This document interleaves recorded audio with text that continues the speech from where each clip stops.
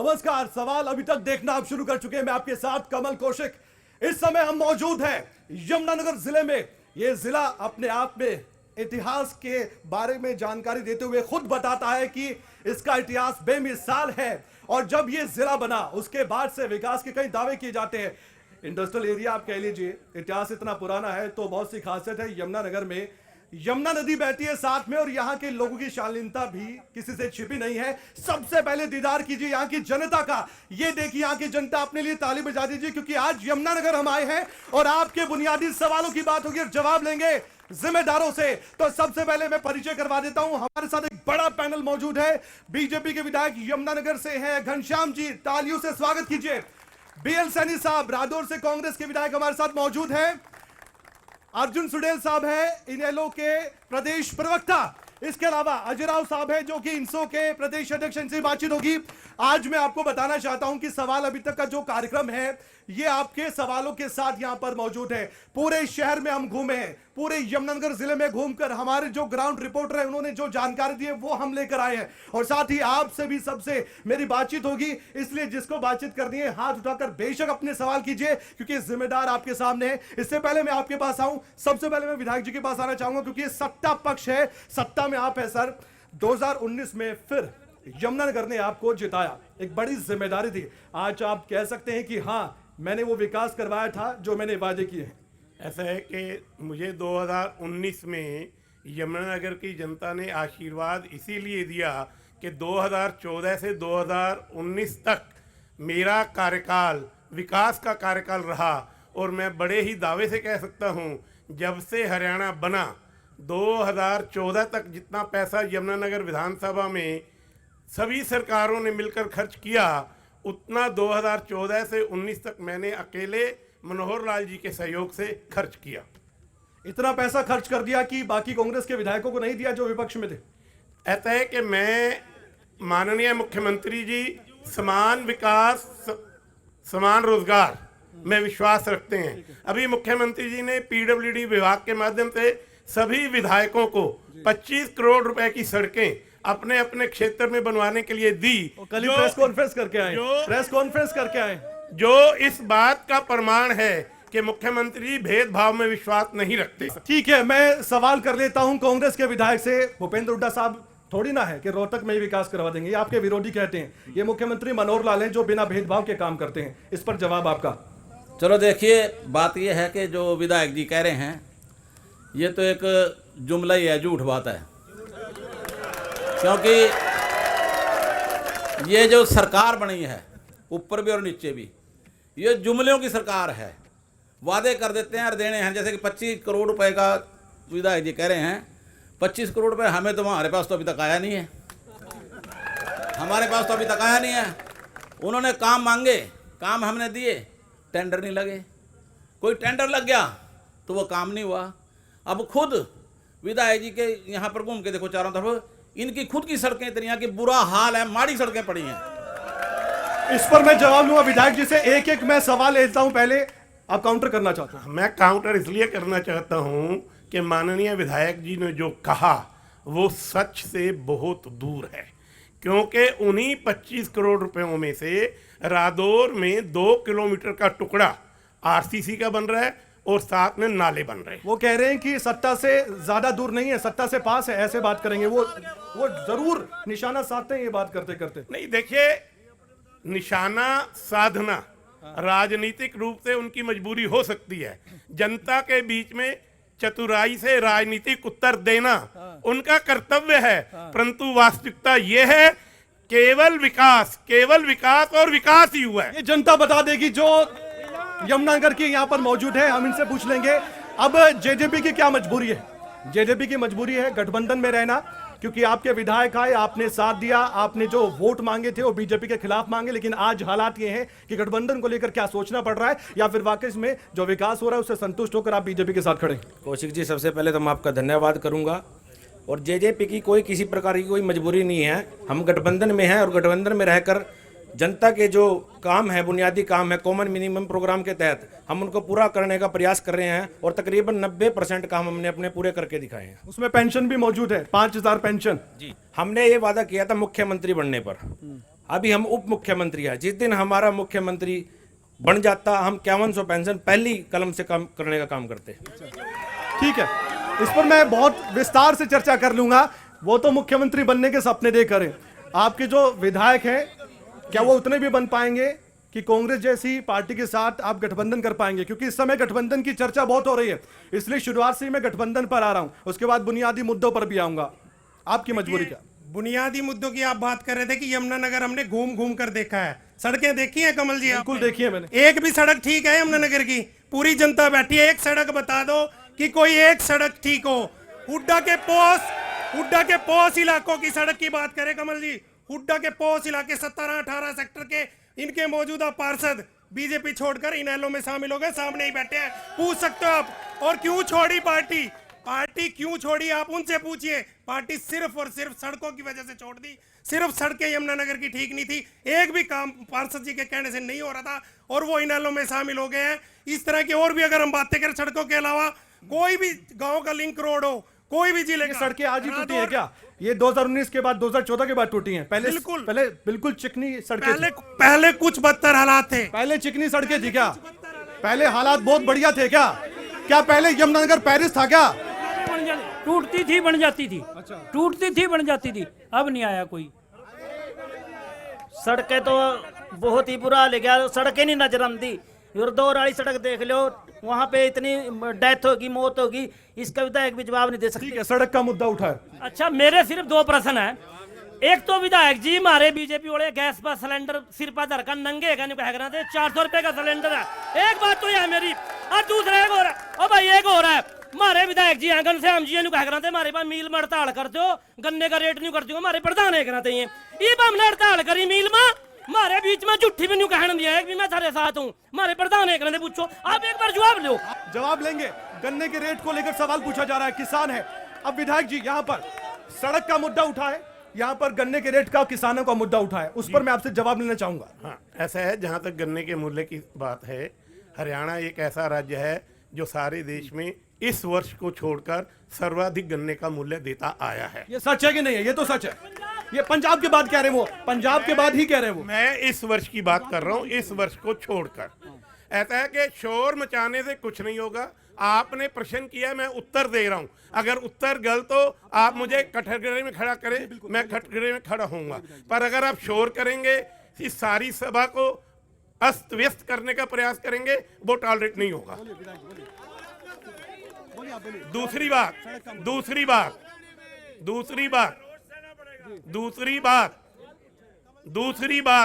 बात का उत्तर कि इस बार गन्ने का रेट हमने नहीं बढ़ाया था, परंतु एक मुख्यमंत्री जी से जब यह प्रश्न विधानसभा में पूछा गया तो एक उन्होंने कमेटी बनाई, मैं भी कमेटी का सदस्य था, और उस कमेटी की सिफारिशों पर ही 10 रुपए प्रति क्विंटल गन्ने का रेट बढ़ाया है। यूरिया 50 किलो का गट्टा था, आज 45 किलो का, वो भी खाएगा, वो भी मिलता। हाँ जी बिल्कुल, यूरिया खाया है, सड़कें भी खा गए। बुड्ढा ने कभी इधर आके नहीं देखा अपना रोहतक पानी पर सालों से विकास किया, यहाँ विकास नहीं। बीएल सानी साहब बोलिए। भाई साहब, ये जो 200 बिस्तर का अस्पताल बना है, सिविल अस्पताल, ये सबको दिखाई नहीं देता क्या? ये कैसे गलत 9 सड़क बनी है, सबको दिखाई नहीं देता। वो मैडम कुछ कहना चाहती है, बोलिए। भाई मैं यही कहना चाहती हूँ कि जो सारी जनता ये खड़ी है, ये देखे कि पहले यमुनानगर क्या था और सड़कें क्या थी, आज सारी डबल हो गई है। 7 करोड़ 56 लाख रुपए विश्वकर्मा चौक से लेके औरंगाबाद तक। मैं जवाब ले लेता हूं, वरना चलते चलते रोहतक पहुंच जाएंगे आप। बीएल सानी साहब, अब ये बताइए, मैं सवाल तो उनसे पूछ रहा हूं, अब मैं एक मिनट इनसे जवाब ले लूं, क्योंकि जनता के सवाल है, मैं उनके लिए आया हूं। अब ये सवाल तो इनसे पूछ रहा हूं, मैं जा रहा हूं, लेकिन वो कह रहे हैं कि 2014 से पहले का यमुनानगर क्या था ना। भाई सबसे पहले तो मैं गन्ने के मुद्दे पे आता हूं। जैसे कि विधायक जब भी कह रहे कि 10 रुपए बढ़ाए, 2014 के अंदर हुड्डा साहब ने सरकार छोड़ी, उस टाइम 330 रुपए गन्ने का रेट था। आज कई साल हो गए, कितना रेट है? यानी कि 8 साल में 40 रुपए रेट बढ़ाया, 8 साल में। और हुड्डा साहब की सरकार के अंदर 8 साल में 218 रुपए रेट बढ़ा था, 8 साल के अंदर। और रही सड़कों की बात कि हुड्डा साहब ने सड़कें नहीं बनवाई, भाई हाईवे बन गया, ये हाईवे हरियाणा सरकार ने बनाया नहीं है। ये हाईवे जो है ये आप लोगों को कभी दिमाग में हो, ये सेंटर की स्कीम है। सेंटर की सरकार किसकी है सर? केंद्र में किसकी सरकार है? केंद्र में क्या जो बाइडेन की सरकार है? केंद्र में किसकी सरकार है? मैं बता रहा ना, तभी तो कहते हैं डबल इंजन। वो कहते हैं कि जो डबल इंजन है वही विकास करवाएगा। मैं बता रहा हूं ये सेंटर की स्कीम है, और वो भी बनाने वाले आप लोग हो जो बैठे हो, क्योंकि टोल आप लोग देते हैं, टोल आप देते हैं। बुनियादी सड़क बनती है। बुनियादी सवालों के साथ साथ अब ऐसे सवाल भी हैं जो प्रदेश स्तर के सवाल है और सेंटर के सवाल है, केंद्र के सवाल है, इसलिए अपने सवाल अपने साथ रखिए। मैं मेहमानों के पास आ जाता हूं एक बार फिर से। सुडैल साहब क्या कहना चाहेंगे? ये बुनियादी जो सवाल उठाते हैं, इन्हें लोग क्या सड़कों पर नजर आती हैं, पद यात्रा तो करते हैं, लेकिन सत्ता सुख पाने के लिए या वाकई में लोगों के बीच जाने के लिए? बताइए यमुनानगर का हाल। इनेलो का एक विधायक होते हुए पूरे देश में इस्तीफा देने का काम किसानों के लिए चौधरी अभय सिंह चौटाला जी ने किया है। ये पूरे हरियाणा को नहीं, पूरे प्रदेश को, पूरे देश को पता है। और बुनियादी की बात करते हैं, ये बिल्कुल लोग सच कह रहे हैं कि 10 साल हुड्डा साहब सीएम रहे, एक बार भी यमुनानगर में नहीं आए, एक बार भी। प्रदेश में 6,814 करोड़ रुपए की लागत से 10,808 किलोमीटर लंबी सड़कों का सुधार किया गया। पहली बात, 912 करोड़ रुपए। लेकिन वो जो सड़कें हैं वो यमुनानगर में नहीं आती। अभी मैं बता, प्रदेश की बात करें, सरकार प्रदेश की। आप यमुनानगर की बात कीजिए। यमुनानगर के साथ साथ वो आंकड़े नहीं लेके आए आप? यमुनानगर के हैं मेरे पास। यमुनानगर में अभी जो हाईवे बना है, ये मेरठ से शामली, हरदौर में अभी सौगात दी है। हमारे हरदौर में मैं जवाब देता हूँ, हरदौर में जो हमारे विधायक हैं, जब तक 25 करोड़ की डिमांड ये नहीं बेचेंगे, जब तक वहां से पास होके आने वाली नहीं है। आप यहाँ पर जो बुजुर्ग हैं वो काफी कुछ कहना चाहते हैं, बोलिए सर। एक तो जी आवारा पशुओं की समस्या, हम बर्बाद हो गए या सरकार हम आत्महत्या करने के लिए परमिशन चाह। ये देखो आत्महत्या करने के लिए, ये देखो मैं एप्लीकेशन दे रखी, पहले ये सड़कें बना रहे, फिर ये सीवर डाल रहे। ये देखो जी, ये देखो जी, ये देखो मैं झूठ नहीं, ये देखो ये पढ़ लो जी, पहले सड़कें बना रहे, फिर ये सीवर डाल लेंगे। क्या इन सब बीजेपी वालों को तमीज नहीं? मैं इनसे पूछना चाहता हूँ। ये बुजुर्ग, एक बुजुर्ग है, मैं इनसे सवाल करता हूँ, उसके बाद मैं अपने मेहमानों के पास जाऊंगा। आपका बहुत अनुभव होगा, यमुनानगर में आप रहते हैं जी। यमुनानगर कितना बदला है? यहाँ पर एक पार्टी है इनेलो, ये कांग्रेस, ये बीजेपी, और उधर जेजेपी अब नई पार्टी बनी थी इनेलो से टूटकर। पार्टियों को छोड़ो आप बोलिए सर। पार्टियों को क्या लेना है, लेकिन यहाँ पर ये डेवलपमेंट चार्ज की बाबूजी बात कर रहे थे। मैं 10 तारीख पिछले महीने से उनके चक्कर लगा रहा हूँ। मेरे को जो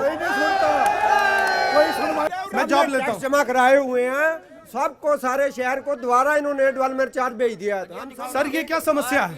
ठीक है, ये सर क्या समस्या है? अगर ये समस्या है तो समाधान आप कर सकते हैं, मुझे मालूम है। 2019 में आपको जिताया जनता ने, कुछ किया होगा तभी जिताया होगा। आप ये बात कह रहे हैं, आज इतनी समस्या कैसे खड़ी होगी फिर? ऐसा है कि ये एक कंपनी को, याची कंपनी को हरियाणा सरकार ने आईडी बनाने के लिए हायर किया था। उन्होंने अपना काम जिस प्रमाणिकता से करना चाहिए था, उसमें कहीं ना कहीं कोई चूक रह गई है, और उस चूक के कारण उनका आगामी जो काम था वो ठेका रद्द कर दिया गया है। स्थानीय निगम के अधिकारियों को निर्देश दिए गए हैं कि कह तो रहे हैं, वो कह रहे हैं चूक हुई है तो बर्दाश्त नहीं की जाएगी। आप अपनी बारी बोल लीजिएगा ना, आपकी इतनी आवाज है, माइक की जरूरत नहीं है। तो अब सरकार ने इस समस्या के समाधान के लिए हर घर तक कर्मचारी भेजकर उस समस्या का समाधान करवाने की ओर कदम बढ़ाया है, और जल्दी ही इस समस्या का समाधान। आपने सुन लिया, इस मंच से कह रहे हैं, और ये मंच आपके बीच है, और आपके बीच होकर ये बातें कही जा रही हैं। बीएल सानी साहब से मैं सवाल कर लेता हूं। सानी साहब, अब रादौर की बात की जाए, यमुनानगर की, जगाधरी की, मैं पूरे जिले की बात कर रहा हूं, हरियाणा की बात कर रहा हूं। आज बात की जाए तो कांग्रेस पार्टी दावा करती है कि हम सत्ता में आने वाले हैं। किस बुनियाद पर, किस आधार पर आप ये बात कह सकते हैं कि 2014 से पहले क्या था ऐसा यमुनानगर में सरकार बनाएगी आपकी जनता? देखिए, जब हुड्डा साहब की सरकार थी तो किसान वर्ग खुश था, प्रसन्न था कि नहीं था? और आज किसान वर्ग खुश नहीं है। किसान चाहता है, मजदूर चाहता है, गरीब लोग चाहते हैं गरीबों को 100 गज के प्लाट मिले और घर मिले। कुछ कह रहे हैं वो, 1 मिनट में आ गया मैं। बोलिए क्या कह रहे हैं?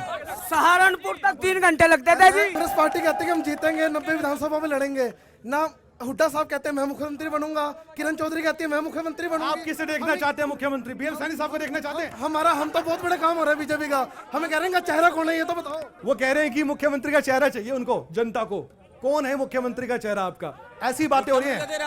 चौधरी भूपेंद्र सिंह हुड्डा मुख्यमंत्री का चेहरा। भूपेंद्र सिंह हुड्डा कह रहे हैं, बीएल सैनी साहब। भूपेंद्र सिंह हुड्डा मुख्यमंत्री हैं आने वाले, और वही आएंगे।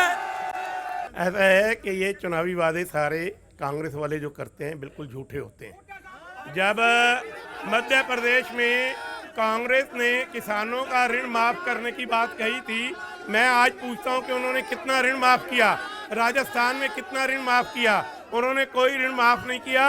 और भारतीय जनता पार्टी जो वायदा करती है वो पूरा करती है, और हमने उन वायदों को पूरा करते हुए गरीब आदमी जो है, जिनकी आय 1 लाख से कम है, उनको रोजगार देने का काम किया है, उनके लिए लोन देकर उनको काम करवाने का काम किया है, और उनके बिजली के बिल। आप ऐसे नारेबाजी करेंगे तो कैसे काम चलेगा?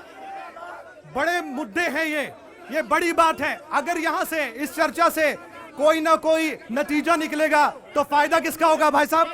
अगर इस चर्चा से नतीजा निकलेगा तो फायदा किसका होगा? मेरा होगा, आपका होगा? भाई साहब ऐसे है, मौजूदा भारतीय जनता पार्टी की सरकार में बिजली गुल, पानी गुल, सड़कें गुल, और बुजुर्गों की जेबा भी पैसा गुल। और आपको पता है जितनी बुढ़ापा पेंशन लगी है ना, बुढ़ापा पेंशन, जिन बुजुर्गों की पेंशन कट गई उन बेचारों के हार्ट फेल हो गए बुजुर्गों के, इन्होंने बुजुर्गों की पेंशन काट दी। प्रॉपर्टी आईडी पहचान पत्र में के पास जाऊंगा ना, एक एक करके बताइए। यदि कांग्रेस झूठा वादा करती है तो इन्हें सच्चा वादा करे। 15-15 लाख रुपए दे दो, कांग्रेस के बनाए स्कूल में टीचर ही दे दो। कांग्रेस ने जो स्कूल मंजूर करते हैं आज बिना टीचरों के ताले लगे खड़े हैं वहाँ पे।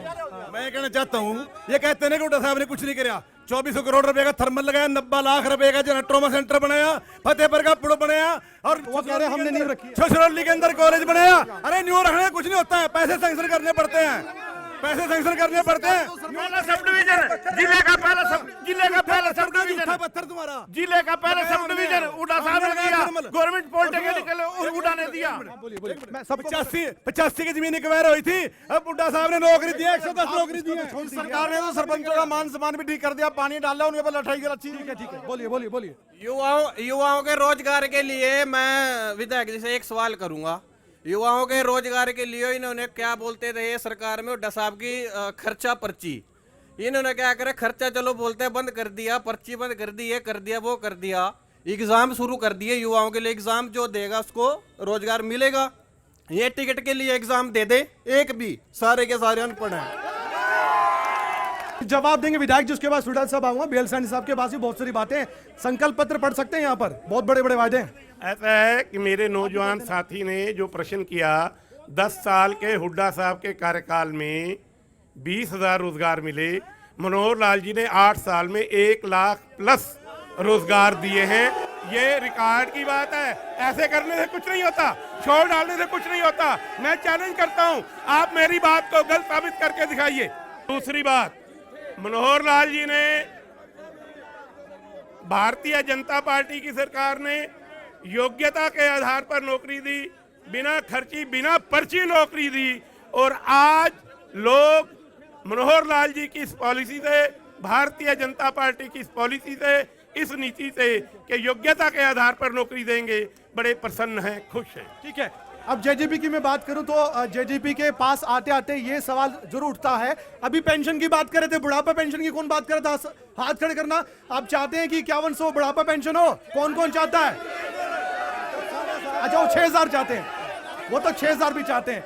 और बीजेपी कह रही है हम तो अपना वादा पूरा कर लेंगे, बहुत है। 3100 रुपए बोला था, आपकी बात नहीं होती कि हम 5000 तक पहुंचे? हमने वादा किया था मुख्यमंत्री बनने पर। मैं दोबारा, आप क्या किसी ने, एक मिनट, ये कंफ्यूजन है, एक मिनट। हाँ जी सर, जो आपने मुख्यमंत्री यानी कि आपने वोट की राजनीति करी, पब्लिक को धोखा दिया आपने।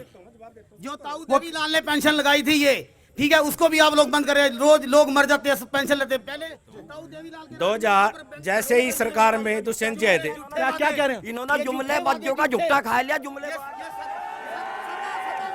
5100 पेंशन की हमने बात की थी, दुष्यंत चौटाला की नीतियों की वजह से 50 रुपए का जो इजाफा हुआ वो दुष्यंत चौटाला की वजह से हुआ। हमको 10 सीटें जनता ने दी हैं, 10 सीटों की वजह से हम जितना काम कर पा रहे हैं उसमें भी हम 5100 करने का प्रयास कर रहे हैं। अभी 1 साल 1.5 साल पड़ा है, क्या पता हम 5100 कर ही दे।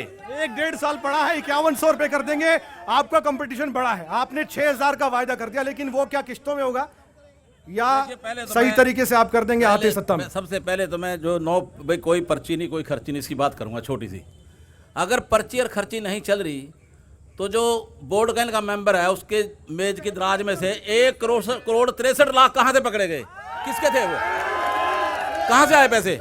और नंबर 2, वो यही तो कह रहे हैं कि पारदर्शिता से पकड़े जाते हैं। पहले तो पकड़े नहीं जाते थे, पहले तो टेबल के अंदर से काम होते थे, पकड़े नहीं जाते थे, वो खुले घूमते थे ऐसे। अब एक बात मैं और बताना चाहता हूँ कि इनका जो है ओएसडी जो है वरिष्ठ ओएसडी है मनोहर खट्टर जी का, गुड़गांव के अंदर 250 करोड़ रुपए की जमीन एक कंपनी का नाम खरीदी पहले, फिर उनका सीएलयू लिया और फिर 70 लाख में आप ले ली। ये तो आरोप हुड्डा साहब पर भी लगते हैं, सीएलयू से जमीन दे दी, इधर दे दी, उधर दे दी, और कई आरोप भी लगे हुए हैं। तो आरोप तो लगते रहते हैं, वो कह रहे हैं आरोप तो क्या जांच का विषय होता है। सच्ची बात है। तो ऐसा है कि कांग्रेस का कौन सा ऐसा नेता है जो जमानत पर बाहर नहीं है। मैं ये बात यहाँ लाना नहीं चाहता था, मैं उस विषय में जाना नहीं चाहता था। कांग्रेस के अधिकतर नेता जमानत पर बाहर आए हुए हैं, जो इस बात का प्रमाण है कि वो भ्रष्टाचार में लिप्त हैं। ऐसे है इनके तो ये मामला है कि भाई छोड़ करके भारतीय जनता पार्टी में चले हो तो वो गंगा ने लिया कि सबसे ज्यादा अगर करप्शन करने वाले लोग हैं वो बीजेपी के अंदर हैं, बीजेपी के अंदर है वो। जेजेपी कहती थी बीजेपी को जमुना पार करेंगे, आज सत्ता सुख भोगने के लिए गठबंधन किए बैठे हैं ना, और वो इनको धक्के मार रहे हैं, निकल भी नहीं रहे हैं, वहीं पड़े क्योंकि सत्ता सुख भोगना है। दूसरी बात, आप यमुना की बात करते हो, यमुना तो खोद ली सारी, अवैध अनलीगल माइनिंग हो रही है, यमुना तो सारी खोद ली गई कमल जी। ये तो अगर बारिश ज्यादा होगी ना 50 गांव डूब जाएंगे, सबको पता है पूरे शहर को। मॉनसून भी आने वाले वक्त में आने वाला है। मेरे सहयोगी जितेंद्र चौधरी इस वक्त जनता के बीच में मौजूद है। जितेंद्र, आप सवाल कर सकते हैं, यहाँ पर जो प्रतिनिधि हैं लोगों के वो मौजूद है, उनसे हम जवाब लेंगे। Jitendra, over to you. चुनाव में ज्यादा वक्त नहीं बचा है, तो ऐसी स्थिति में लोग उन मुद्दों को उठाएं, उन मुद्दों को देखें जिनका जवाब जो है मौजूदा सरकार में जो लोग हैं उनसे पूछा जा सके, और जो आने वाले हैं उनसे भी ये सवाल पूछे जा सके।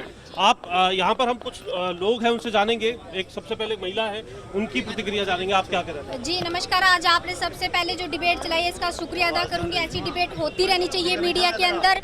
दूसरी बात, आज जो मेरा सवाल है माननीय अपने विधायक घनश्याम अरोड़ा जी से मैं ये पूछना चाहती हूँ, आज आपकी सरकार को 10 साल हो गए, आप लोगों ने आज तक महिला की सुरक्षा के लिए क्या किया है? ना तो आपने कैबिनेट में कभी महिला की सुरक्षा के लिए कोई कानून पारित किया है, ना ही सुरक्षा के लिए आपने कोई बजट पेश किया है। मैं ये पूछना चाहती हूँ, अगर आपकी सरकार में ही ब्रिज मोहन जैसे लोग और संदीप खेल मंत्री जैसे लोग महिलाओं को प्रताड़ित करेंगे तो हम आपको वोट क्यों देंगे? भारतीय जनता पार्टी की सरकार ने हर जिला में महिला थाने की व्यवस्था की है और उसमें सभी महिला स्टाफ है। कोई भी महिला अपनी शिकायत लेकर महिला थाने में जा सकती है। इसके साथ ही दुर्गा वाहिनी का हमने गठन किया है। दुर्गा वाहिनी महिलाओं की सुरक्षा के लिए हमेशा तत्पर रहती है, जैसा नाम वैसा काम। अर्थात भारतीय जनता पार्टी की सरकार महिलाओं की सुरक्षा के प्रति बहुत संवेदनशील है और उसी अनुरूप समय समय पर निर्णय लिए जाते हैं। और यहाँ पर महिला सुरक्षा की बात होती है, वो कहते हैं कि बेटी बचाओ बेटी पढ़ाओ का नारा पानीपत की धरती से पीएम मोदी ने खुद दिया। मुख्यमंत्री मनोहर लाल मौजूद थे। आज बेटियां वाकई में सुखी हैं? देखिए, बात इस सरकार में डबल होती है।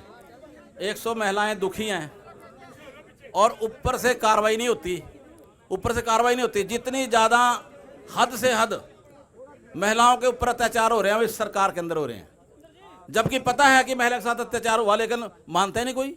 ਅਸੀਂ ਤਾਂ ਵਿਧਾਇਕ ਸਾਹਿਬ ਕੋਲੋਂ ਇੱਕ ਗੱਲ ਪੁੱਛਣਾ ਚਾਹੁੰਦੇ ਹਾਂ ਕਿ ਵਰਕਸ਼ਾਪ ਵਾਲਾ ਰੋਡ 3 ਸਾਲ ਤੋਂ ਸਾਡੇ ਸੰਦੀਪ ਜੀ ਦੀਆਂ ਜੁੱਤੀਆਂ ਵੀ ਟੁੱਟ ਗਈਆਂ, लेकिन ਹੁਣ 5% चेपियां ला के छड़ दी है। ये भी जवाब ले लूं, आप इसमें जोड़ दीजिए, मैं जवाब ले। अच्छा, वो कह रहे अब विधायक जी प्लीज कहेंगे तो आना पड़ेगा। नहीं भाई सुनिए, देखिए वर्कशॉप रोड की हालत ठीक नहीं है, मैं मानता हूं। अरे भैया बता रहा हूं, सुनने का मादा है या नहीं है? सुनने का मादा है या नहीं है? ऐसा है कि मैंने विधानसभा में ये प्रश्न उठाया था, 3 करोड़ 52 लाख रुपए उसके मंजूर होके आ चुके हैं, टेंडर लग चुका है। वो कह रहे हैं कि विधानसभा में तो सो जाते हैं आप। ये क्या फोटो दिखा रहे हैं? दिखाइए फोटो, क्या है फोटो? ये क्या है? ये तो विधायक जी सोते रहते हैं विधानसभा में, ये विधानसभा में सो रहे हैं। ऐसा है क्या? ऐसा है, ऐसा है, ये काम तो करते होंगे। नहीं देखिए, मैंने तो सोता है देखा नहीं भाई, मैंने तो देखा नहीं। जब ये देखा नहीं आपने? भैया तो सो रहा वाक्य में, तो सो रहा है। दो तरह या तो इतना काम करते हैं आप, आराम ही नहीं करते। उत्तर दे रहा हूँ। आप लीजिए, जवाब लीजिए। देखिए, हुटिंग करने से और ऐसे नारेबाजी करने से सवालों के जवाब नहीं मिलेगा। यमुनानगर की छवि पूरे हरियाणा में जा रही है, देश में जा रही है। ठीक है, बोलिए। ऐसा है, देखिए 3 करोड़ 52 लाख रुपए वर्कशॉप रोड के लिए मंजूर हो चुके हैं। वर्क आर्डर जारी करने की स्थिति में हम आ गए हैं, जल्दी ही वर्क आर्डर जारी हो जाएगा।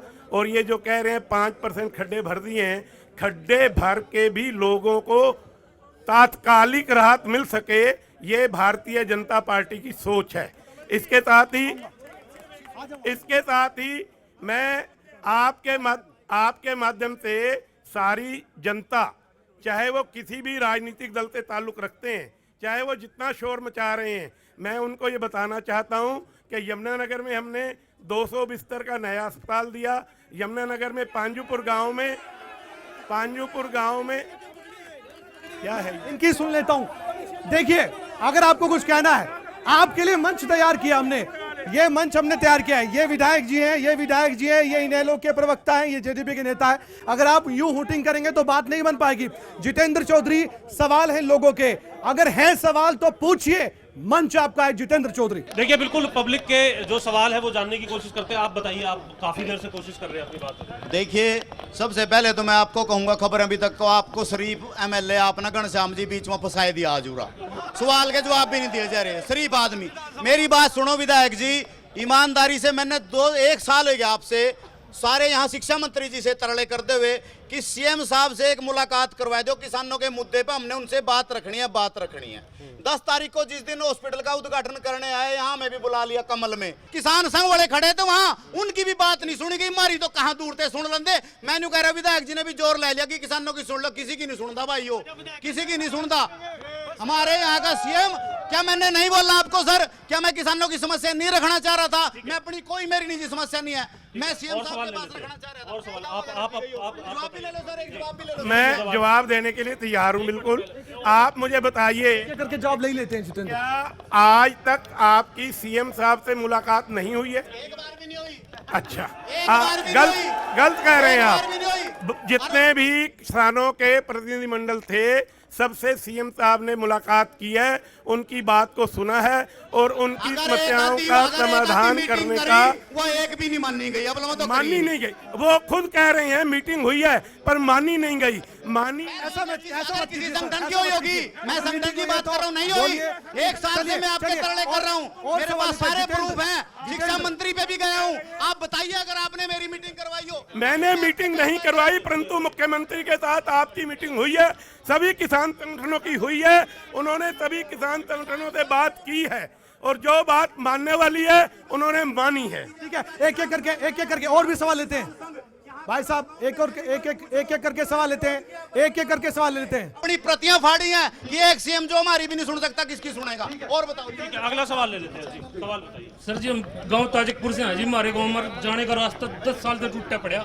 एक बार विधायक जी का घेराव भी कराया, वहाँ इन्होंने अंदर बिठाया, हमारे बात मान ली, अगले दिन कोई नहीं आया जी। आज भी 3-3 फुट का पानी, पैदल चलने का रास्ता। उत्तर सुन लीजिए, पैदल नहीं जा सकते। अरे उत्तर सुन लीजिए। ताजकपुर गांव की सड़क सीएम अनाउंसमेंट में पास है, उसके लिए 1 करोड़ 10 लाख वहां पानी ना खड़ा हो, उसके लिए स्टोन अरे बन रही है, टेंडर लग गया। अरे टेंडर लग गया, आप मानते ही नहीं हो तो आप, अरे भैया अगर आप उत्तर सुनना चाहते हैं तो मैं बता रहा हूं, आप चैन से उत्तर सुन लीजिए। 1 करोड़ 10 लाख की लागत से वहां पर स्टॉर्म वाटर कैचमेंट एरिया की ऑब्जर्वेशन ले ली गई है। अब मैं पूछ लेता हूं, यमुनानगर तो आप भी घूमते होंगे, रादौर के बेशक विधायक है, लेकिन हरियाणा भ्रमण तो आप भी कर रहे हैं। विपक्ष आपके समक्ष भी हुआ था, भूपेंद्र हुड्डा साहब भी आए थे। वो बेशक कहते हैं मुख्यमंत्री होते ना आए हो, लेकिन सत्ता से जब दूर कर दिया जनता ने, फिर वो आकर यहाँ पर विपक्ष आपके समक्ष कर रहे हैं। आज हालात क्या ऐसे है कि जैसे कि मेरे साथी विधायक कह रहे थे कि भी सड़कें भी सारी बढ़िया बन रही हैं, सारा कुछ तैयार हो रहा है, सब कुछ हो रहा है। अभी सभी साथी मेरी एक बात सुने, ये तो एक ऐसा मुख्यमंत्री बन गया जिसने देखो उसी ने डंडे, किसान बात रखने लगे थे पीपड़ी में डंडे, चिताई हुई थी नहीं हुई थी। उसके बाद जो पुरानी पेंशन है वो लागू करने के लिए इकट्ठे हुए, वहाँ पर उनके डंडे मारे गए, आंगनवाड़ी वालों के डंडे मारे गए। और भाई एक कहा जाता भी जो सरपंच पंच बनते हैं, ये एक छोटी सरकार बनती है। कहने को तो बेचारे बड़ी छोटी सरकार है, जब वो अपना मांगने के लिए वहाँ गए उनको भी दे डंडा। अभी हमने परसों चौथे सुना एक साथी अपनी बात कहना चाहता था, जैसे आप सब खड़े हैं, और मुख्यमंत्री वहीं से कह रहे हैं कि इसकी पिटाई करो और बाहर फेंक दो। अब तक तो ये डंडे मार रहे हैं, अब सब टाइम आ गया। अब ये यूं। देखिए यहाँ बात क्योंकि सरपंचों की चल रही थी, एक सरपंच हमारे साथ है, अपना परिचय भी देंगे। आप पहले परिचय बताइए, कहाँ से सरपंच है? मैं गांव पोटी का सरपंच हूँ, लियाकत अली मेरा नाम है। हमारी महिला सरपंच है, प्रतिनिधि हूँ मैं, सरपंच प्रतिनिधि। हमने हमारे 2018 तक के टेंडर जो सरकार के हैं अभी तक ड्यू हैं। जब हम ऑफिसरों के पास जाते हैं तो वो कहते हैं कि टेंडर कोई लेने के लिए तैयार नहीं है। जैसे कोई 6 लाख का टेंडर है, अब सरकार ने एक रूल निकाल दिया कि जो टेंडर लेगा उसके 70,000 रुपये 3 साल तक बॉन्ड रहेंगे। हम कहते हैं चलो टेंडर से ही काम करा दें, लेकिन कोई भी टेंडर भरने के लिए तैयार नहीं है, क्योंकि 3 साल तक इतना कितना बचेगा। 6 लाख एक पार्षद भी उनका सवाल भी ले लेते हैं। भाई साहब धन्यवाद आपके इस जो ये आपने सभा सजाई हुई है। मैं वार्ड नंबर 7 से पार्षद हूँ जी। मैं पहले भाजपा का पार्षद था जी, लेकिन भाजपा वाले इतनी घटिया किस्म के सारे काम करते हैं जी, इतने घटिया किस्म का करते हैं। जब कोई काम का मुद्दा आता है, ध्यान सुनना, जब कोई काम का मुद्दा आता है, मोदी मोदी मोदी, बस और कुछ नहीं। हर महीने उसके मन की बात सुनो। 1.5 अरब जनसंख्या जो जनता है उसकी बात ना सुनो, सिर्फ मोदी के मन की बात सुनो। और देखोगे प्रोफेसर कॉलोनी कितनी पुरानी है, कोई कह सकता है कितनी पुरानी है? 4-4 फुट पानी खड़ा रहता। कोई पार्षद ये हमारे विधायक को कभी पानी के दिनों में आए हैं? बताइए विधायक साहब, कभी पानी के दिनों में आए हो? मैं लूंगा, अगला सवाल ले लो। सर, बच्चों के लिए मैं अभिभावक सेवा मंच से प्रदेश महासचिव हूँ। बच्चों को ना तो सड़कें चाहिए, बच्चों को कुछ नहीं चाहिए। सरकार ने NCERT की किताबें लगाने के लिए जोर लगाया है। सरकार स्कूल के ऊपर जोर नहीं दे रही, ना उनके ऊपर कोई कार्रवाई कर रही है। सरकार ने अभी CM फ्लाइंग के जरिए सभी बुक स्टोरों पे रेड मारी, अब तक कोई कार्रवाई नहीं हुई। सब पे प्राइवेट बुक बेची जा रही है। जितेंद्र, अब मैं जवाब ले लेता हूं। बच्चों का जो प्रश्न किया है, हमारी सरकार शिक्षा के प्रति बहुत ही संवेदनशील है।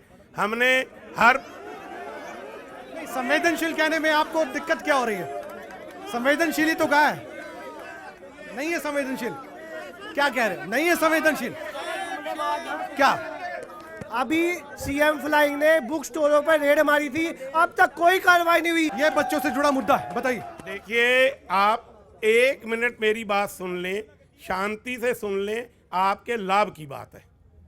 जहां तक ये कहा गया कि सरकार शिक्षा के क्षेत्र में कितनी संवेदनशील है, मैं उसका उदाहरण दे रहा हूं। हर ब्लॉक में हमने एक संस्कृति मॉडल स्कूल बनाया और कम शिक्षा में अच्छे स्कूलों की शिक्षा देने का काम किया। हमने सुपर 100 जो बच्चे गरीब परिवारों से हैं। साहब भी कुछ ऐड करना चाहते हैं इनमें? देखिए, स्कूलों के बारे में मैं कहना चाहूँगा कि जो साथी कह रहे हैं बिल्कुल सही बात कह रहे हैं। इन्होंने तो ये कानून बना दिया जो सरकारी स्कूल में जाएगा 450 रुपये फीस दो, और जो प्राइवेट में जाएगा सरकार उसको 1100 रुपये देगी। यानी कि ये प्राइवेट स्कूलों को बढ़ावा दे रहे हैं जो हमारे सरकार। लेकिन कई बार कहते हैं कि प्राइवेट स्कूलों में अच्छी शिक्षा दी जाती है, अगर सरकार मदद कर रही है तो दिक्कत क्या? तो ये क्यों नहीं दे सकते सरकारी में? सरकारी स्कूल में क्यों नहीं देते? पहले क्या सब कुछ सही था? बिल्कुल पहले सही थे। सरकारी टॉप स्कूल थे, बिल्कुल सही थे, बिल्कुल सही थे। पहले के सर मैं इनसे ले लेता हूँ, एक जॉब उनसे भी लेता हूँ। अजय साहब भी तो आए हैं, ये भी तो 10 विधायक है साहब उनके, आपके वो कह रहे थे। बताइए सही मायने क्या वाकई में स्कूलों की हालत और शिक्षा व्यवस्था की हालत बिल्कुल सही है? आप दावे के साथ कह सकते हैं, झूठ मत बोलेंगे, जनता है सब कुछ जानती है। बिल्कुल आंकड़े के साथ बोलूंगा, 1 मिनट के लिए सुन लेना। राज्य में 173 सरकारी कॉलेज बने हैं, 60 महिला कॉलेज बने हैं, 5,912 मिडिल स्कूल। 1 मिनट सुनिए, मैं जवाब दूंगा। जवाब 5,912 मिडिल स्कूल, 186। आप उनको पहले सुन, आप पहले सुनो तो सही। इनका भी सवाल है, वो भी कह रहे हैं मेरी बात सुने। आप अगर सुनेंगे तभी तो जवाब मिलेगा। अगर आप ये चाहते हैं कोई कुछ बोले ना तो बताइए। आप लोगों की आप भी थोड़ा ऊंचा बोलिए। आप लोगों की सुनने की क्षमता खत्म हो चुकी है। ज्ञान से ज्ञानी टकराए, करे ज्ञान की बात, मूर्खों में बैठेगा दे गद्दा देगा। CLU की टीम यहाँ नहीं चलेगी, यहाँ तो आंकड़ों पे बात होगी, तथ्यों पे बात होगी। आप सुनने के लिए तैयार हो तो मैं बताऊं, अगर नहीं सुन सकते तो आप कान बंद कर लीजिए अपने। जी बोलिए सर। जब मेरी बात सुनिए, जब आदरणीय मुख्यमंत्री साहब ये कह रहे हैं कि हम JJP वालों की बात मान दी नहीं, तो फिर क्यों मतलब क्या आप क्यों बार बार पूछ रहे हो? आप क्या चाहते हैं मुझसे सवाल ना करें? वो पूछ, जब वो बात ही नहीं मानता है, हम तो सवाल करेंगे। वो गठबंधन को मानते नहीं। अगला नहीं, गठबंधन की बार बार बात हो रही। ये कह रहे कि यहाँ के जो मेयर है, ये खबर भी आई थी, वो कह रहे हैं कि ये तो बीजेपी की सरकार है, JJP का कोई रोल नहीं है इसमें। बताओ, ऐसा है, ये गठबंधन की सरकार है, बीजेपी के इसको नेतृत्व दे रही है। और इस बात का इससे बड़ा प्रमाण क्या हो सकता है कि मुख्यमंत्री मेयर साहब गलत कह रहे हैं। मुख्यमंत्री बीजेपी का है, उप मुख्यमंत्री JJP का है। गठबंधन की सरकार है, सरकार ठीक चल रही है। मेयर साहब की क्या वो है कि वो गठबंधन के बारे में चर्चा करेंगे? हमारा गठबंधन अमित शाह और मोदी से हुआ। हमारा गठबंधन ऊपर सेंट्रल गवर्नमेंट से गठबंधन हुआ, हमारा राज्य के स्तर पर किसी से गठबंधन नहीं है। हम अपने मुद्दे मनवा रहे हैं, 90% हमने मुद्दे अपने काम करने का पूरा काम किया। उडैल साहब के पास मैं जाऊंगा, आपके पास माइक आ रहा है, लेकिन उससे पहले जितेंद्र, कुछ सवाल हैं जनता के, उसके बाद मैं सीधे आपके पास आ रहा हूं। जितेंद्र जल्दी सवाल कीजिए। बिल्कुल कमल, कुछ और सवाल है और लगातार इन सवालों को लेकर के लोग जो है वो उनकी आप उत्सुकता देख सकते हैं। आप बताइए आपका सवाल क्या है, किससे आप सवाल पूछ रहे हैं? देखिए, अरे शांति भाई, देखिए भारतीय जुमला पार्टी ने कुछ कराया हो या ना कराया हो, हिंदू मुसलमान के झगड़े जरूर कराए हैं, मेरा ये कहना है। और दूसरा सवाल मेरा जो इनेलो से है, अर्जुन जी है इनका नाम, मेरा इनसे सवाल है, जैसे कि इन्होंने माइनिंग का सवाल उठाया। अगर नारेबाजी करते रहेंगे तो काम नहीं चलेगा। अगर नारेबाजी करेंगे, देखिए एक बात मैं कहना चाहूंगा, एक बात सुनिए आप, आइए उधर आइए। ये मुद्दे क्या, ये मुद्दे हैं आपके मुद्दे हैं क्या? आपके मुद्दे हैं ये? क्या ये आपके मुद्दे हैं? क्या ये आपके मुद्दे हैं? मोदी करने से अगर भला होता है तो मैं भी करूं मैं। अगर कांग्रेस जिंदाबाद या बीजेपी जिंदाबाद करने से काम चलता नहीं चलेगा सर, ये मुद्दों से बात चलेगी। बोलिए, इधर सवाल सुन लीजिए। वहां से एक सवाल था। मैं हर बात का जवाब लूंगा सर, मैं एक बार जवाब लूंगा। यहाँ से एक अंकल जी हैं, बहुत देर से कह रहे हैं कि अगर मेरे से पूछना है तो ठीक है, मैं घर जा रहा हूँ, अब मैं पूछ लेता हूँ। विधायक जी फिर भी समय दे रहे हैं, जनता का समय बहुत कीमती है। बोलिए। बुलबुल दे हत्थां विच कदी बंदबाज नहीं रहंदे, जुलम दी नौं दे उत्ते कदी टिक्के ते ताज नहीं रहंदे। जिन्हां कौमां नूं इह सर नवा के चलन दी आदत, उन्हां दे सिरां ते कदी ताज नहीं रहंदे। कहंदे शहीदां दी अर्थी ते कदी रोया नहीं करदे, रहंदे हमेशा अमर, कदी सोया नहीं करदे। अज भी उन्हां दे मुंह तो उतार के वेखो कफन, जो आम मर्द कदी मुंह लुकोया नहीं करदे। एक आखिरी गल कहांगा, अमृत काल दी गल है। अमृत काल किन्नू कहंदे ने? जिन्ने बजुर्ग ने सवेरे गुरुद्वारे मंदिर जाते हैं, 4 बजे प्रभात वेला अमृत काल शुरू होता है। मैं तो यो कहांगा कि अमृत वेले जाके कोई ऐसा काम कर दो जेडे बेरोजगार ने, जिन्हों को रोजगार नहीं, उन्हें रोजगार मिल जाए, मेरी इन्नी प्रार्थना है।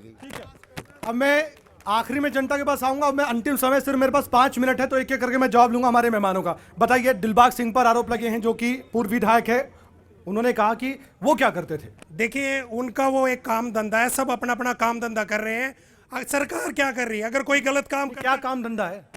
माइनिंग का उनका काम धंधा है। इलीगल माइनिंग का जो आरोप कैसे लगाते हैं? लीगल माइनिंग है, लीगल करते हैं। अगर इलीगल, आप इलीगल माइनिंग का मुद्दा उठाते हैं। नहीं, सरकार क्या कर रही है? मुकदमा दर्ज करे, चाहे दिलबाग सिंह जी है, चाहे मैं हूँ, चाहे कोई भी है। क्यों क्यों इलीगल माइनिंग हो रही है? हाँ जी, बिल्कुल। और कौन कर रहा है? सरकार में बैठे लोग इलीगल माइनिंग कर रहे हैं सरकार में। देखिए, कोई तथ्य है, कोई फैक्ट्स है, कोई नाम है, कोई पेज है, कोई डेटा है? सरकार में बैठे लोग इलीगल माइनिंग कर रहे हैं। कौन बैठा है? कौन कर रहा है? बैठे इनके कौन से मंत्री जी? सबको पता है। आगे की सुनिए, आगे की सुनिए। दूसरी बात, यमुना, अरे रुको भाई, यमुनानगर प्लाई बोर्ड एशिया में पहले नंबर पे था। विधायक जी की अभी प्लाई बोर्ड की फैक्ट्रियां हैं, खुद की फैक्ट्रियां हैं, और पूरा किसानों का यूरिया सारा फैक्ट्रियों में ब्लैक हो रहा है, किसान को यूरिया नहीं मिल रहा है। बिल्कुल ले लो। क्या प्लान कर रही है प्लाईवुड इंडस्ट्री? ऐसे आरोप लगते हैं। प्लाईवुड इंडस्ट्री आज अपने अस्तित्व की लड़ाई लड़ रही है, सच्चाई है। अरे भैया, आप सुन लोगे तो फायदे में रहोगे।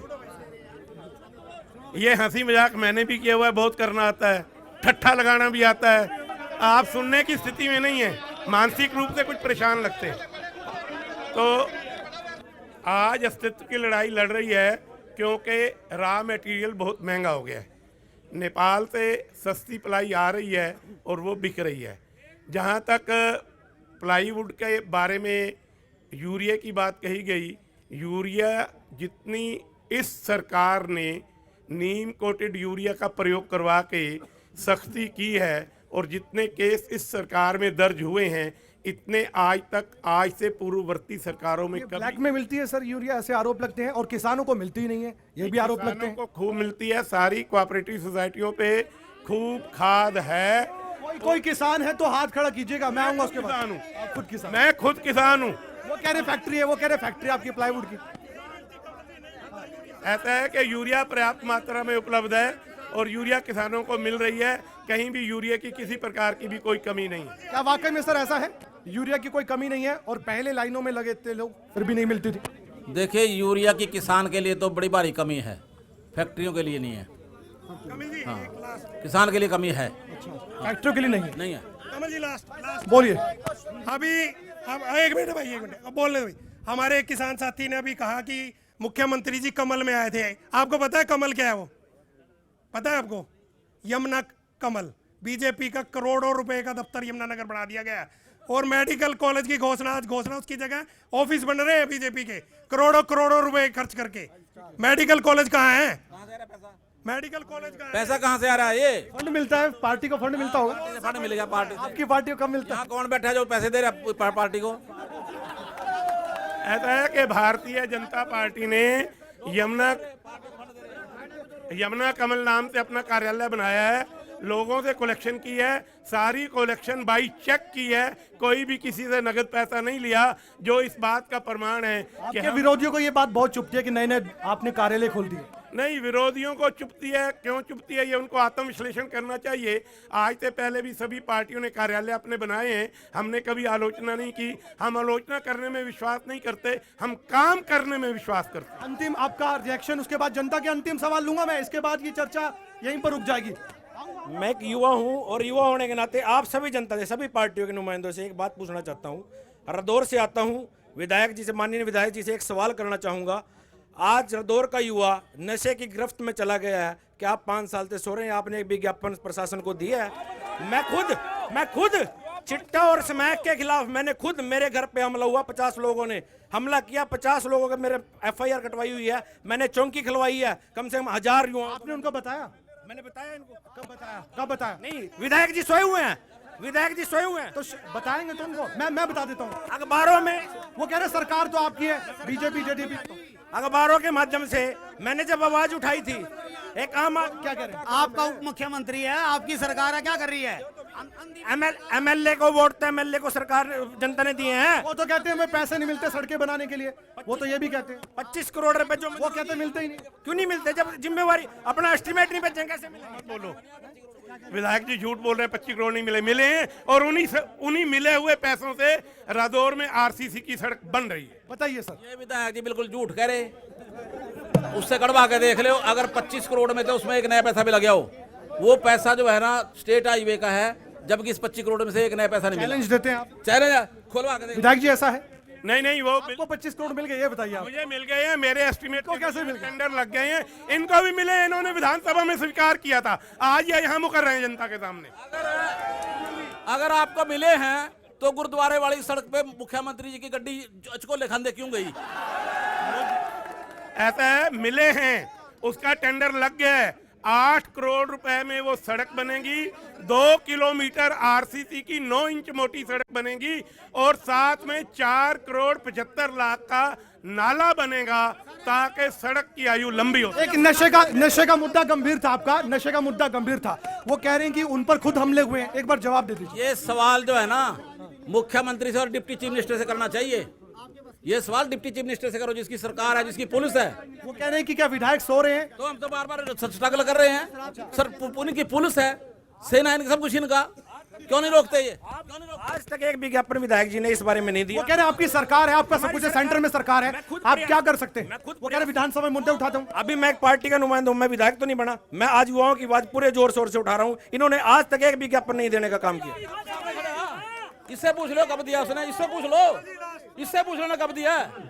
मेरी जिम्मेवारी में बता, मेरी जो जिम्मेवारी है युवाओं के प्रति आवाज उठाने की है, वो मैं पूरी अच्छे तरीके से। अंतिम बार जनता के बीच जा रहा हूँ, उसके बाद विराम लूंगा। सर एक सवाल, उसके बाद जितेंद्र चौधरी यहाँ जो जनता उनसे सवाल करेंगे। सर मैं इधर जेजेपी वालों से, हाँ जी आमने सामने, मैं जेजेपी जी वालों से क्वेश्चन करता हूँ कि आप एक देवीलाल जी की किसानों की पार्टी थे, बाद में हमने चौटाला साहब को वोटें दिलवाई थी एक 36 बिरादरी का एक सम्मान कर, लेकिन आपने किसानों की वोट लेकर और बुजुर्गों को झूठा वादा किया कि हम 5100 पेंशन करेंगे। आपने इन पे क्यों नहीं दबाव डाला अपनी पार्टी को? ये बिक गए आप बिके हो, सत्तासु भोग रहे हो आप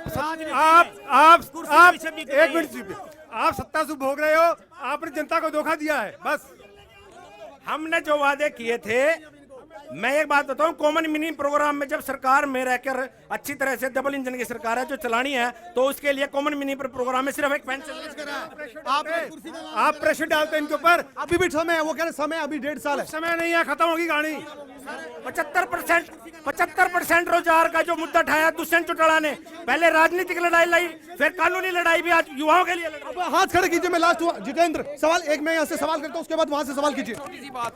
सर मेरा एक क्वेश्चन मौजूदा विधायक जी से है, ये सरकार संचालित करते हैं, सरकार में इनका योगदान है। मेरा इनसे सवाल है कि आज की सरकार इतनी तानाशाह क्यों है? जैसे ब्रिजभूषण के खिलाफ पोक्सो एक्ट लगा हुआ है, आप उसको गिरफ्तार क्यों नहीं करते? और सरकार इतनी तानाशाह है कि ईडी, सीबीआई और जो न्यायपालिका है उस पर भी सरकार का कंट्रोल है। सरकार जो भी विपक्ष में सरकार के खिलाफ आवाज उठाता है, आप उसको उठा के अंदर कर देते हो। तो ऐसा क्यों हो रहा है? इतने 10 साल से ये काम क्यों चल रहा है कि एक बदले की राजनीति की जा रही है? ठीक है, बदले की राजनीति की बात है।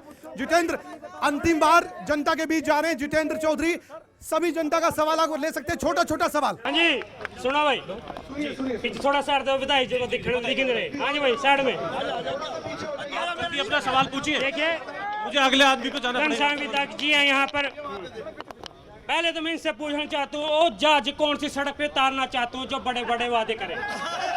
सुनो भाई रामते। दूसरी कह रही मैं विधायक जी कह रहे मैंने पार्क बनवाया, पार्क पता तभी फिरेंगे जो चलने जाओगे सड़क पे। रही बात गन्ने की, गन्ना आंदोलन करके लिया, जितने भी यहाँ जनता खड़ी है 10 रुपए बोलते हैं, 10 रुपए क्विंटल, मैं कहूंगा 10 पैसे किलो भाव मिला में, 10 पैसे किलो, जिसका डीएपी का रेट बढ़ाया 39 रुपए किलो। ठीक है, सवाल हो गए आपके। एक और सवाल मनदीप जी अंतिम दौर में। भाई साहब बात एक है, शिकायतें लोगों की बहुत है, लेकिन यमुनानगर में पिछले 10 साल से जितना विकास हुआ है पिछले 70 साल में मैंने नहीं देखा। ठीक है। और विधायक जी ने अपनी तरफ से हर प्रयास किया। एक लास्ट सवाल बताइए अपने सवाल। 1 मिनट चुप कर दे भाई, 1 मिनट सवाल सुन लीजिए। सवाल भाई, जब से हरियाणा बना, चाहे किसी की भी सरकार रही, तब से हरियाणा के ऊपर कर्जा था 2014 तक 70,000 करोड़ रुपए। कर्जे का मुद्दा है कमल, ओवर टू यू। कर्जे का ठीक है, मुद्दा धन्यवाद। यहाँ पर पूछा। अब मैं देखिए इस चर्चा के अंतिम दौर में बहुत अहम जवाब है। ब्रिजभूषण को लेकर कोई सुनना चाहता है जवाब? और ये ईडी और एजेंसी का जो डर दिखाने की बात होती है वो क्या है सर? छोटा सा जवाब आपसे। ऐसा है कि कॉन्स्टिट्यूशनल संस्थाएं, संवैधानिक संस्थाएं पूर्ण रूपेण स्वतंत्र हैं और वो स्वतंत्रता से अपना काम कर रही हैं। जिनके विपक्ष में काम होता है, जो गलत काम करने वाले लोग हैं, जब वो उसमें उलझते हैं तो वो ईडी पर सवाल उठाना शुरू कर देते हैं। जहाँ तक ब्रिजभूषण की बात है, सुप्रीम कोर्ट के आदेश पर एफआईआर हो गई है, बयान हो गए हैं और उसके ऊपर आगे कार्रवाई जो बनती है वो होगी। अब एक जवाब, एक सवाल जी। 134 के बच्चों 134 के बच्चों को लेकर बोल रहे हैं। ऐसा है कि 134 के बच्चों की बात इन्होंने ध्यान में लाई है। मैं यहाँ से जाने के तुरंत पश्चात अधिकारियों से पूछूंगा और उनकी समस्या का 100% समाधान हो, ऐसा आपको विश्वास दिलाता हूं। यमुनानगर की जनता यहाँ पर मौजूद है, क्या कहना चाहेंगे सर? विकास के दावे बहुत है लेकिन आपके वायदे भी आ गए, वायदे आपके बहुत बड़े बड़े। मैं अंतिम तौर पर यह कहना चाहता हूँ कि दिल्ली के अंदर जो हमारी बेटियां बैठी हैं, जिन्होंने देश का नाम रोशन किया और जिन्होंने एक ऐसे एमपी के खिलाफ मुकदमे दर्ज कराए हैं, यहाँ तक कि पॉक्सो के एक्ट भी तहत भी मुकदमा दर्ज है, भाई उसको जल्दी से जल्दी गिरफ्तार करो और उसको अंदर करो। मेरा तो यही आखिरी कहना है। अंतिम जवाब आपका। देखिए कमल जी, एक तो नगर निगम को तुरंत भंग कर दो, भ्रष्टाचार का अड्डा बना हुआ है, तानाशाह हो रही है। और दूसरी बात, इस यमुनानगर को जिला बनाने का काम इंडियन नेशनल लोक दल की सरकार में किया गया था, जिस जिले को आज ये संभाल भी नहीं पा रहे हैं। और लोग कह रहे थे थर्मल पावर की, उसकी नींव चौटाला साहब ने रखी और ट्रीटमेंट प्लांट बनाए। और मैं आपको बताऊं, पश्चिमी यमुनानगर नहर की कैपेसिटी बढ़ाने का काम किया। सरकार आपके द्वार कार्यक्रम के तहत गांव-गांव जाकर लोगों की समस्या सुनकर मौके पे ही निपटारा किया गया। शमशान घाटों के कच्चे रास्ते पक्के किए गए और बहुत सारे हरिजन चौपाल बनाई गई। और ये सारे काम पहले भी हमने किए, आगे भी हमारी सरकार बनेगी और हम ये काम करेंगे। और पेंशन की जो बात कह रहे थे ना कि अलग से निकाल लेंगे, ये जेजेपी के कार्यकर्ता इनका निमट लिया काम। भारतीय जनता पार्टी की निश्चित रूप से तीसरी बार हरियाणा में सरकार बनेगी। और आपकी सरकार भी बन पाएगी क्या? ऐसे है, इनको पहले बतेरी वोटां पड़ गई, अब इनके आगे सफाया ही है, इनके कोई वोट बांट नहीं बनना अगली बार। ये जनता बताएगी कब क्या होगा। ये यमुनानगर की जनता थी। बहुत बहुत धन्यवाद आप हमारे से जुड़े। विधायक जी धन्यवाद, आप जुड़े हमारे साथ। अजय जी आपका शुक्रिया। सैनी साहब आपका बहुत बहुत धन्यवाद। सुरेश साहब आपका धन्यवाद। तो हमारा सवाल अभी तक कार्यक्रम लगातार जारी रहेगा। ये यमुनानगर की बात थी, एक और जिला होगा, एक और शहर होगा और आपके मुद्दों की बात होगी, क्योंकि हम हमेशा कहते हैं सवाल तो पूछे जाएंगे जिम्मेदारों से हमेशा। आप देखते रहिए खबरें अभी तक। नमस्कार।